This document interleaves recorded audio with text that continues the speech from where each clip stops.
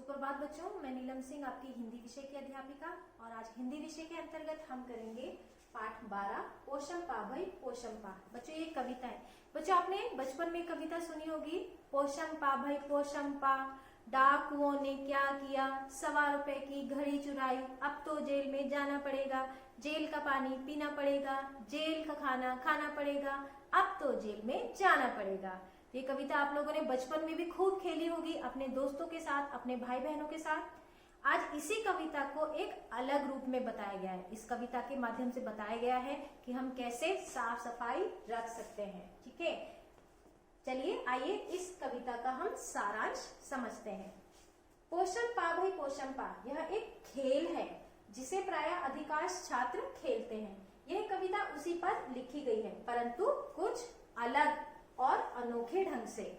कविता की स्थायी पंक्ति तो खेल में बोली जाने वाली कविता की है, परंतु अन्य पंक्तियां अलग हुई हैं। मतलब शुरुआती जो कविता की पंक्तियां हैं वो तो सेम है, वो तो वैसे ही है, लेकिन बाद में कुछ उनको बदल गया है। तो आइए देखते हैं क्या बदला है। इस कविता के माध्यम से छात्रों को कुछ सार्थक तथा पालन करने योग्य नियमों से अवगत कराया गया है। बच्चों मैं इस समय आपको नहीं बताऊंगी, आप स्वयं से पहले कविता पढ़ेंगे, मैं उसके बाद आपको समझाऊंगी। आप कविता स्वयं पढ़ेंगे और उसका आनंद लेंगे और साथ साथ ये भी देखेंगे कि कविता की किस पंक्तियों में क्या बात कही गई है और आप उस बात का कितना अनुसरण करते हैं, कितना पालन करते हैं। जैसे अब इस कविता में क्या सिखाया गया है, क्या बताया गया है, तो इसमें कुछ बातें बताई गई हैं। जैसे फूल तोड़कर पौधों को नहीं उजाड़ना चाहिए। आपने भी देखा होगा, हमने आसपास देखते हैं, जब हम किसी बगीचे में जाते हैं सैर के लिए तो हम देखते हैं वहां छोटे बड़े कुछ बच्चे होते हैं जो चलते हुए फूलों को तोड़ लेते हैं, पत्तियां तोड़ लेते हैं। तो ये जो होती है ये बुरी आदतें होती है। पौधों को नुकसान नहीं पहुंचाना चाहिए। कूड़ा इधर उधर नहीं फेंकना चाहिए।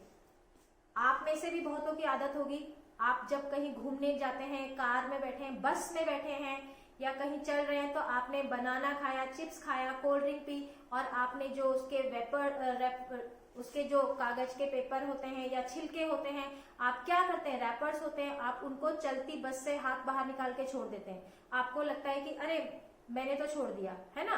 तो ये चीजें हमें बिल्कुल भी नहीं करनी चाहिए। जैसे हम अपने घर को साफ रखते हैं, अपने आप को साफ रखते हैं, इसी प्रकार से ये जो पूरा देश है ये हमारा ही तो है ना।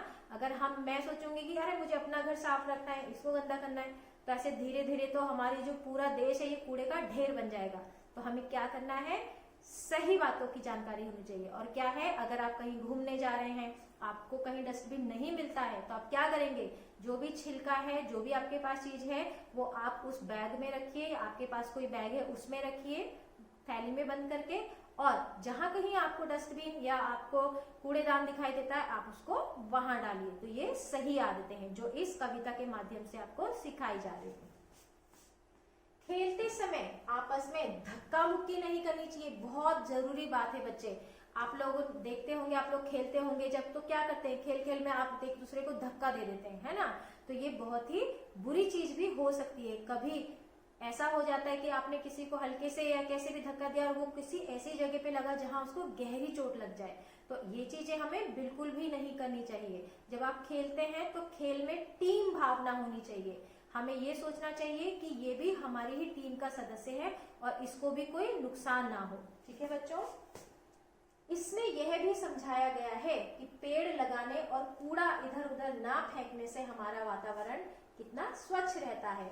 ये बात तो हम सभी समझते हैं बच्चों, ये हम पहले भी कर चुके हैं, समझ चुके हैं और हम समझते ही रहते हैं। हर आपके जो भी सब्जेक्ट होते हैं, जो भी विषय आप पढ़ते हैं, आप उनमें सब में आपको सिखाया जाता है कि किस प्रकार हम अपने वातावरण को साफ रख सकते हैं।